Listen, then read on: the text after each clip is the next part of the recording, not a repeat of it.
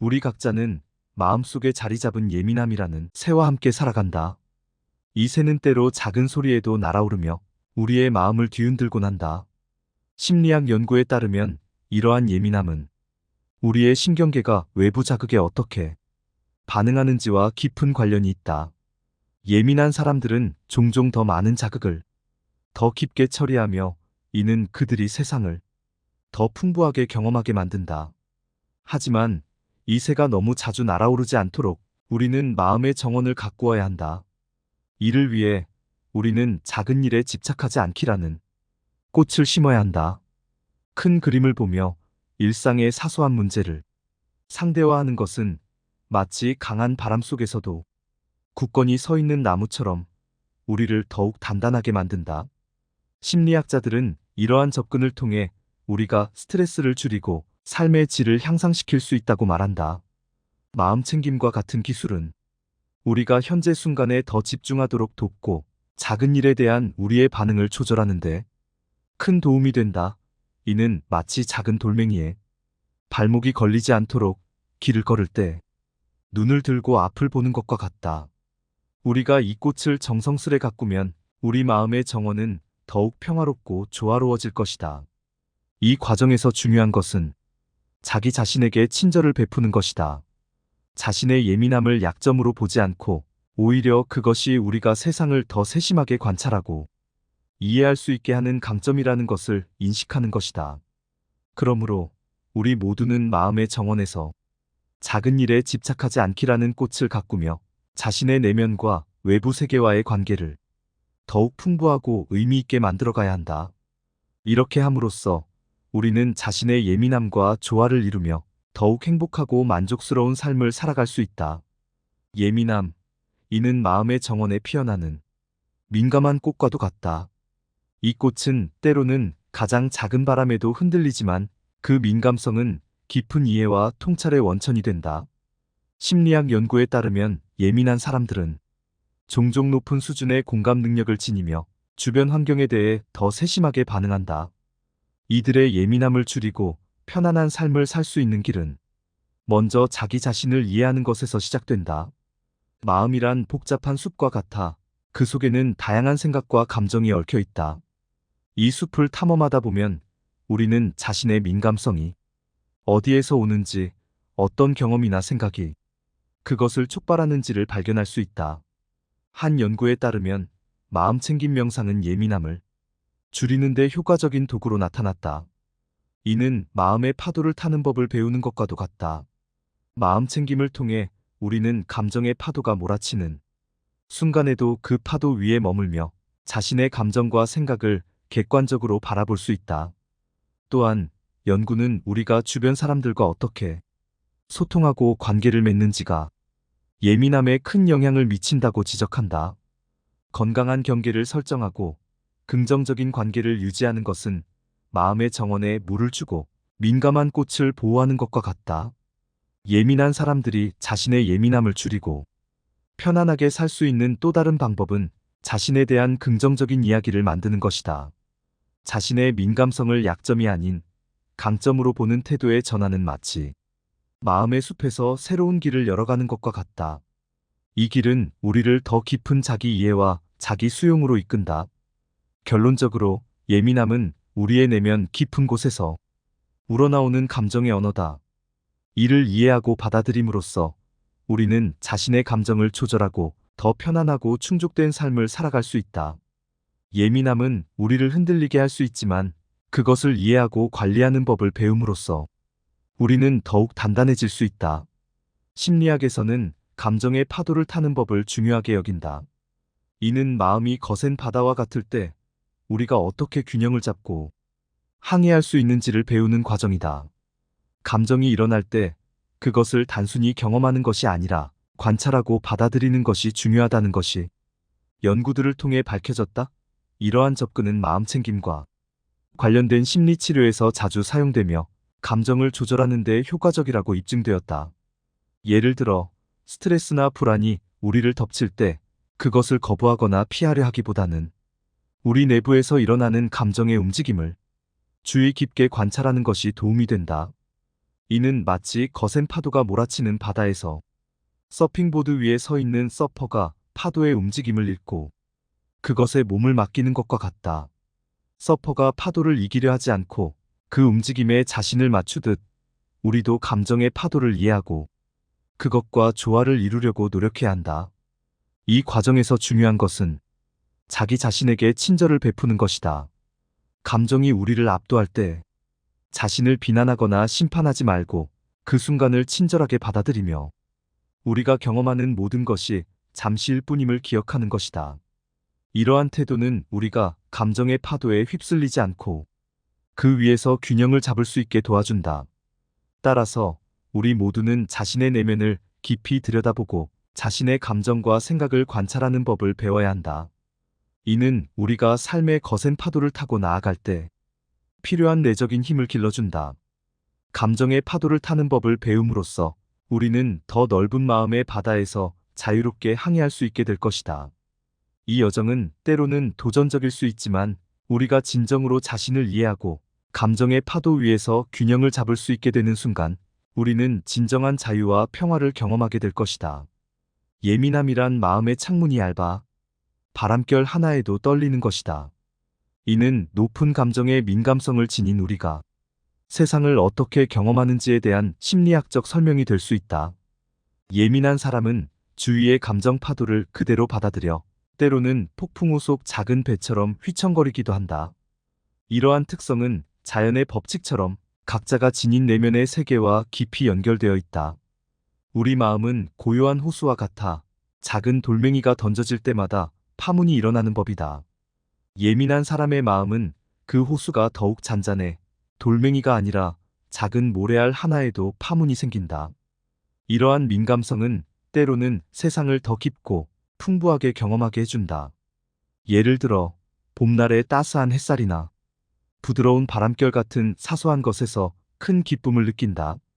그러나 이 같은 민감성은 스트레스를 받을 때 우리를 쉽게 흔들 수 있다. 마치 바람에 휩쓸리는 나뭇잎처럼 우리는 주변 환경의 변화에 민감하게 반응하며 때로는 그로 인해 깊은 고뇌에 빠질 수 있다. 심리학에서는 이러한 특성을 고민감성이라 칭하며 이는 우리가 감정을 처리하는 방식과 깊은 연관이 있다. 따라서 예민한 우리가 세상을 더욱 단단히 그리고 편안히 살아가기 위해서는 내면의 강을 다스리는 법을 배워야 한다.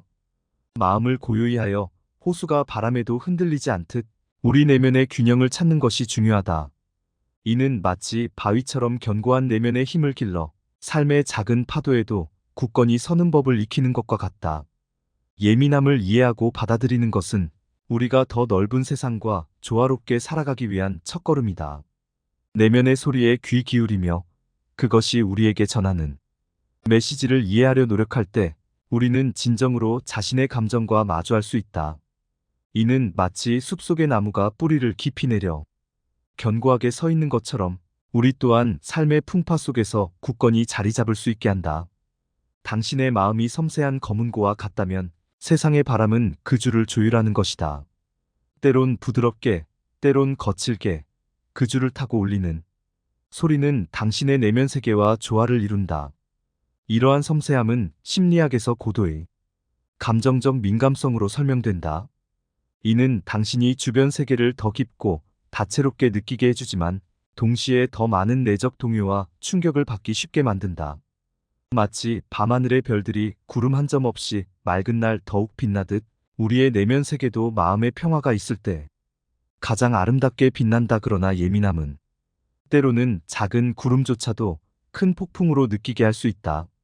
심리학자들은 이를 정서적 과잉 반응이라고 하며 이는 우리의 생각과 감정이 외부 자극에 대해 과도하게 반응하는 경향을 말한다.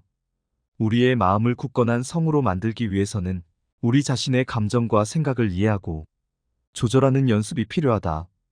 이는 마치 바다의 항해자가 파도를 읽고 바람의 방향을 감지하며 자신의 배를 안전한 항구로 이끄는 것과 같다.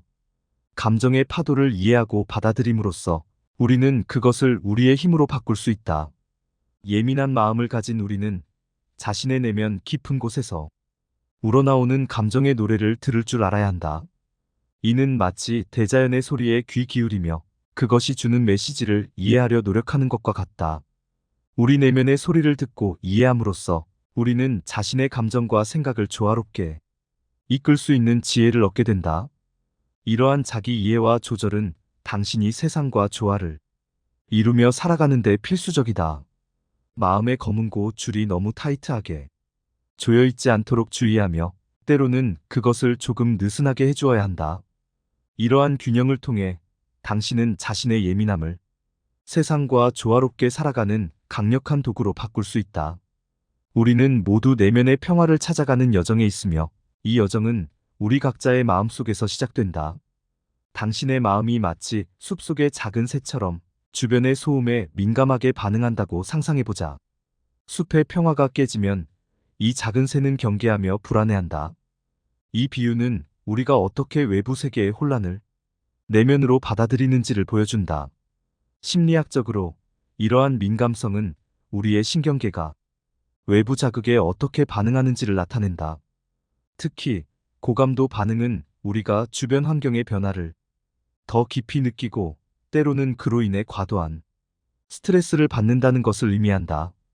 이는 마치 바다가 폭풍우에 휘말렸을 때 모든 파도가 더 높고 강해지는 것과 같다.